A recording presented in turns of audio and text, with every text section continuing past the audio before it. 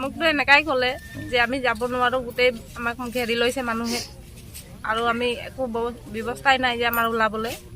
মাক ভালকৈ থবি, ল'ৰাটোক থবি, আৰু ঘৰটো চাবি, এনেকৈ ক'লে। মই ক'লোঁ যে ইফালে যদি থানা আছে তহঁতি থানাত যা, বোলে থানা চানা একো নাই, জংঘল জেগা এনেকৈ বুলি ক'লে। আৰু কথা পাতিব নোৱাৰোঁ, খালি মাক চাবি আৰু ল'ৰাকেইটাক চাবি, ভালকৈ থাকিবি, এনেকৈ ক'লে। সিমানটোৱে ক'লে, আৰু একো নাই। চাৰিটা ল'ৰা ইয়াত বেংগলোৰত কাম যাম বুলি ওলাই গৈছিলে। শনিবাৰ দেওবাৰ ঠিকেই থাকিলে, দুদিন ঠিকেই গৈছে।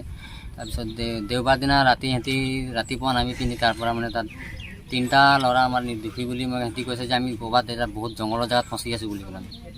ফচি আছোঁ বুলি ক'লে তাৰমানে ক'ত আছোঁ বুলি মই ক'লোঁ যে যা থানা চানা পুলিচত কিবা যোগাযোগ কৰক আৰু তাত সোমাই যাওক বুলি ক'লোঁ। বোলে নাই বোলে চবফালে বোলে CID দি আছে বুলি কৈছে, আৰু 50টামান ল'ৰা ঘেৰি থৈছে বুলি কৈছে আমাক, এনেকুৱা কৈছে। মই কৈছোঁ কিবা উপায় কৰি হ'লেও বুলি যা, পইচা পাতিও খাবলৈ মোৰ টকাও নাই বুলি ক'লে। মোক ক'লে 2000 টকা পইচা দিয়ক বুলি ক'লে, কাকা বুলি মাত আমি।